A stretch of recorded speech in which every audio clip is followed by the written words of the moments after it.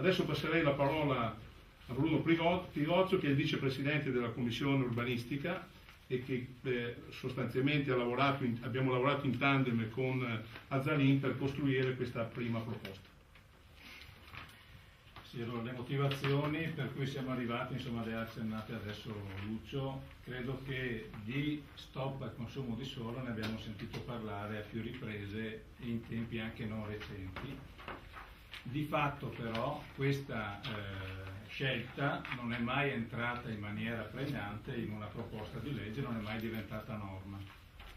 Quindi l'obiettivo che noi ci poniamo è di dare una risposta in questo senso e di presentare una proposta di legge che voglia appunto entrare nel merito del modello di sviluppo costruito e seguito fino ad oggi per creare non solo lo stop al consumo di superficie agricola e ambientale, ma addirittura recuperare suolo, recuperare spazio per le superfici e dando anche degli opportuni incentivi a questa finalità. È chiaro che la materia del paesaggio e della tutela dell'ambiente non è solo materia regionale, è anche materia statale, materia concorrente. Noi sappiamo che il primo ministro Letta ha annunciato che ci sarà un collegato alla finanziaria che dovrebbe dare indicazioni precise anche sul stop al consumo di suolo, lo stiamo aspettando. Sappiamo che ci sono due proposte a livello nazionale in Commissione Ambiente e in Commissione Agricoltura in un iter già abbastanza avanzato, nel senso appunto dello stop al consumo di suolo. Ci risulta, abbiamo visto le bozze, insomma, che quelle proposte siano però impostate dicendo: noi abbiamo consumato troppo suolo, stabiliamo un contingente regione per regione, che poi diventerà comune per comune, di possibilità di ulteriore consumo, e esaurito quello ci fermiamo. Ecco. Secondo noi questa modalità non è rispondente ai tempi attuali e non è neanche culturalmente, dal nostro punto di vista, accettabile e coerente. Noi diciamo sì, blocchiamo il consumo di suolo, lo facciamo con una norma ben precisa, fotografiamo la situazione attuale del territorio veneto e in collaborazione con i comuni stabiliamo un censimento delle aree che potrebbero essere restituite all'uso agricolo, ambientale e paesaggistico.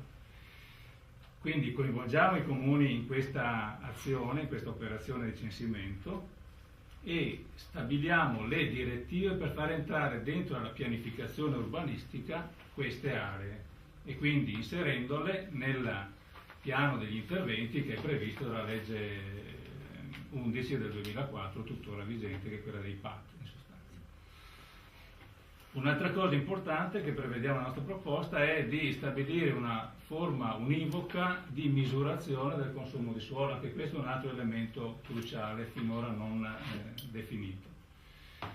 E quindi con questi elementi noi possiamo dire di mettere uno stop al consumo di suolo e di incentivare il recupero all'uso agricolo ambientale. Vi ho preparato qui insomma una brochure con un po' di dati così di carattere generale. Credo che qualcuno di voi è anche presente sicuramente alla conferenza stampa fatta in primavera di quest'anno con il Presidente del Consiglio regionale Ruffatto, dove è stata presentata appunto il report sui consumi di suolo in Veneto. L'ho riportato apposta per dire: i dati li conosciamo, sono cose che ci ripetiamo, ci diciamo da anni. Sappiamo che il rapporto tra superficie agricola e superficie totale è andato via via mutando, riducendo lo spazio della parte agricola. Avete una tabella che vi riporta provincia per provincia dal 70 al 2010, che è l'ultimo censimento, appunto compreso anche quello agricolo, che dice dal 53,8 al 44, quindi il 9,8 che citava Lucio è la riduzione complessiva dello spazio agricolo. Vi ho riportato un documento che è l'introduzione della relazione al piano regionale di sviluppo del 2007, dove insomma se lo leggiamo oggi diciamo: ma in 6 anni cosa è stato fatto? Il modello diffuso che caratterizza il sistema insediativo dell'area centrale veneta ha pertanto generato situazioni complesse e avanzate di consumo di suolo, di illogica sottrazione di aree all'attività agricola e ambientale di disordine insediativo, determinando in definitivo un'usura eccessiva delle risorse naturalistiche non riproducibili che, oltre a provocare come conseguenza uno spegnimento generale della vita del territorio regionale, hanno messo in crisi l'efficacia stessa e la continuità del modello produttivo esistente. Ecco perché parliamo di cambio di passo nel modello di governo del territorio, perché da questa fase, tenendo conto che tutte le indicazioni, anche diciamo normative più generali, partiamo dalla Costituzione se vogliamo, dall'origine, ma poi lo Statuto regionale ultimo del Veneto all'articolo 8, la Carta europea dei diritti fondamentali, tutti dicono in maniera chiara che il suolo va salvaguardato e possibilmente recuperato. Cito anche le nuove indicazioni della Comunità Europea, gli obiettivi 2020 per uno sviluppo intelligente, inclusivo e sostenibile. Ecco, in queste 3 parole si inserisce appunto la nostra proposta di legge.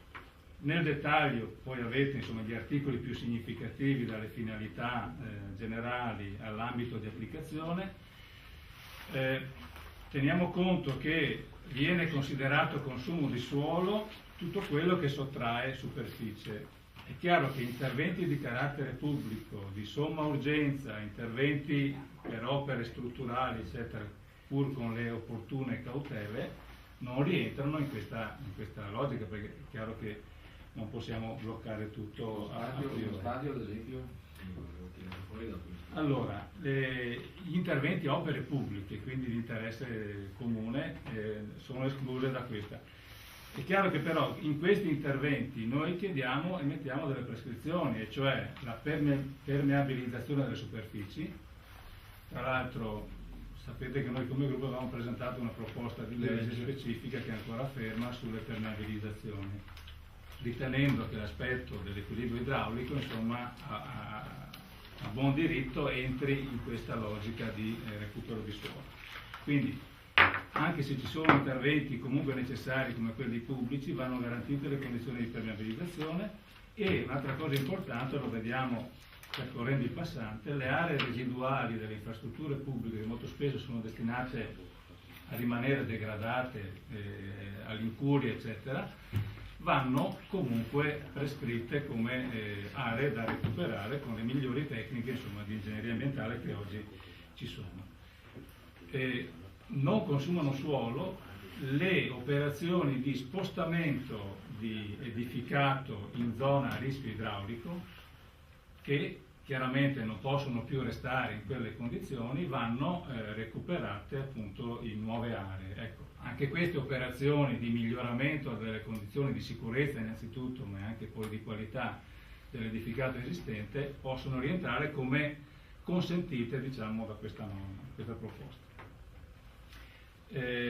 Volevo fare un altro riferimento importante insomma, che è quello degli incentivi, cioè sia da parte della Regione sia da parte dei comuni queste operazioni che vanno a riqualificare, rigenerare, ricucire il tessuto urbano e rurale dell'edificato esistente possono essere appunto incentivate con aumento di volumetria, aumento di quindi capacità dell'edificato, purché non portino a nuovo consumo di suolo, e quindi la cosiddetta densificazione edilizia, che è un concetto un po' nuovo sul quale insomma vale la pena di soffermarci, è un elemento inserito in questa proposta come finalizzato proprio al recupero di nuovi spazi, di nuove superfici.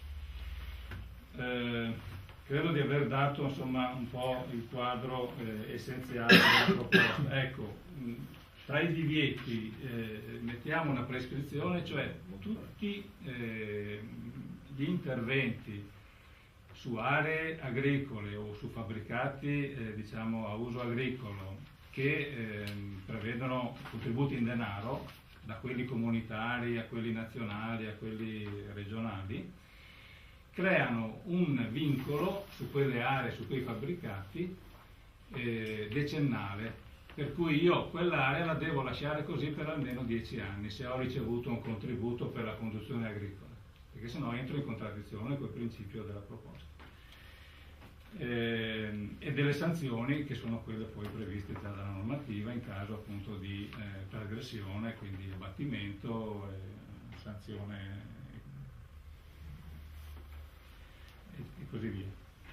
La norma transitoria, che è quella che chiude un po' il pacchetto, da cui l'espressione blocchiamo il nuovo consumo di suolo, dice che intanto che non ci sarà questo censimento in accordo tra regione e comuni, intanto che non ci saranno le nuove direttive per inserire le aree da riqualificare dentro alle pianificazioni dei piani di interventi comunali, si prescrive appunto un divieto del consumo di suolo, con le eccezioni che dicevo prima, per un massimo di 12 mesi. Quindi abbiamo stabilito anche una tempistica per la Giunta di recepire le norme, i contenuti, i principi e poi emanare direttive entro al massimo 12 mesi, quindi tempi anche abbastanza rapidi. Ecco, io avrei chiuso così. È chiaro che questa norma, lo accennava Lucio all'inizio, va a diciamo, intersecarsi con il piano casa, ma anche con il PTRC regionale, che come sapete è stato riadottato in chiave paesaggistica, dove c'è un articolo che parla di stop al consumo di suolo. Interferisce col piano commerciale recentemente approvato, il piano energetico di cui si sta parlando, non abbiamo ancora visto, il piano cave, altro elemento di forte attualità, il piano regionale di sviluppo, la nuova programmazione, quindi anche a livello comunitario la nuova PAC con le direttive che dentro a questo aiuto diciamo, di tipo comunitario possono interferire con la nostra proposta. Cito da ultimo e chiudo Expo 2015, nutrire il pianeta energia per la vita, credo che sia un po' il senso di tutta questa nostra proposta.